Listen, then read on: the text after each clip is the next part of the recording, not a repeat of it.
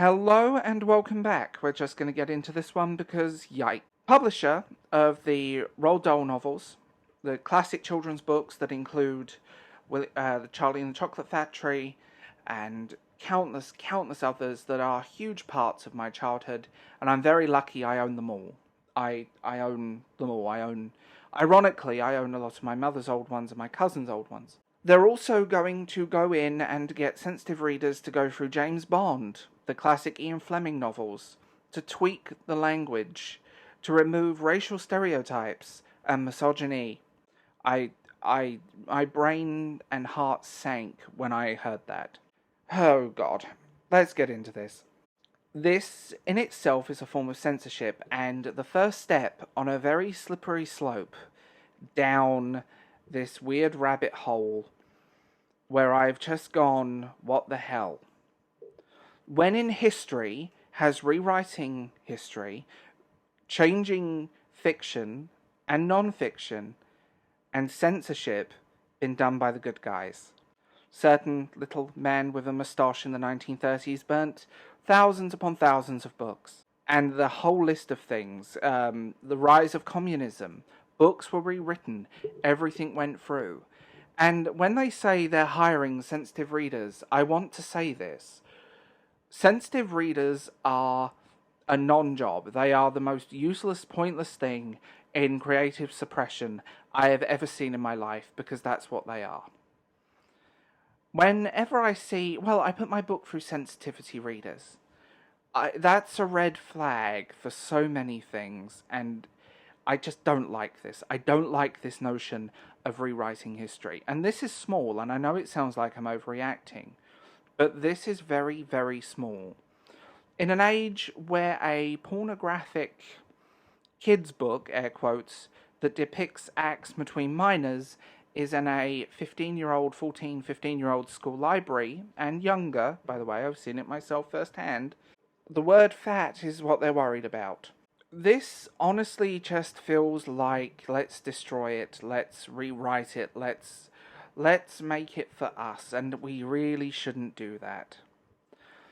The Roald Dahl publishers have seen sense, but they're leaving two versions up, so there will be the originals and the censored versions, and I think they're doing the same with the Ian Fleming novels, but I'm not entirely sure at this point, because I can't find information on it.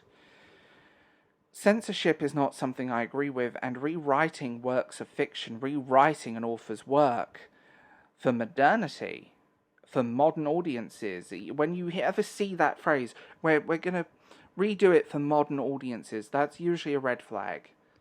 For so many reasons that we have learnt with recent TV shows and recent movies, and it's not good, and I feel like this is just that slippery slope into let's rewrite everything. Let's rewrite the classics. Let's destroy them. Let's make them for modernity. Let's make them for modern audiences, and we shouldn't do that. A writer's work should be left as is. It's a representative of the writer. It's representative of the time it was written in. And looking at classics through a modern eye is always a mistake, because we have no clue what the cultural context for many things were. People, especially now, I see, people struggle and they do not understand what historical context is. And when you think about, and they're not that long ago, the Ian Fleming novels through to Roald Dahl, through to the whole list of other classics, they're a window into that time. As the people get older and leave us, they become our windows into a different era. And to replace them, to rewrite them, to change the writer's intent, to change the writer's language, is concerning, to say the least, on the subject. It's interesting they've picked these two, and why I'm not a huge Ian Fleming fan, I won't lie there, I've read a few of the books, but they're not my go-to for spy novels. They're a fascinating insight into the eras they were written in terms of story, the characters, and so on. I grew up on a steady diet of Roald Dahl novels. I grew up on things like Matilda. this is honestly just completely redundant. And the fact that we've now had kids' books taken off the shelves, and even adult books, inappropriate content. Well, maybe we need to stop being so sensitive. That's my belief. I think I said this in another video. If something offends you, if something triggers you, whatever, it is not the responsibility of the creative or the person that created the media. It is your responsibility.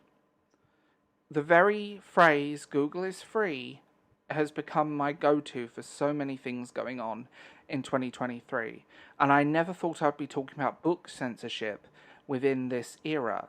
Prime example of censorship in the last few decades would actually be Philip Pullman, because the American editions, especially the Amber Spyglass, censored certain phrases towards the end and took out an implication. I think this is just a slippery slope. I think this is the first step down a path which looks kind of frightening and genuinely not good. And I'm so anti-censorship at this point that I feel like maybe, instead of censoring these classics, censoring great works, censoring kids' books, we need to actually be fixing issues in our own world, rather than focusing on issues of the past. Some people need to go touch grass. Some people need to go drink some Kool-Aid. But this situation is... I do genuinely find it disgusting. Because as a creative, as someone who wants to get a novel out, in decades to come, in 50, 60, 70, 80 years, 100 years, will my work get rewritten? Will it get censored? Will it get changed? And I wonder what and how are the next steps. Once you go on this path, it's very hard to get off. And it's very hard to see the wood through the trees, for want of a better phrase. We're not learning from history, we're repeating it. And we tend to go in a cycle of, once the generation that remembered that particular point in history is gone, we start repeating it. And the tone changes. Trying to rewrite history is such a problem now that it's actually concerning, and I genuinely have become more pro-homeschooling over the years because of this. It worries me the path that this will go down. Is this the first step on a very scary thing? Are we going down this path of censorship and control? Are we walking into a weird dystopia, despite the fact we're already living in one? Let's be real. What happens next? What other works will they do this to? Maybe we should leave things alone, and instead of rewriting history, why not write our own books? That's not that difficult, is it? So tell me what you think in the comments below. I will talk to you guys later.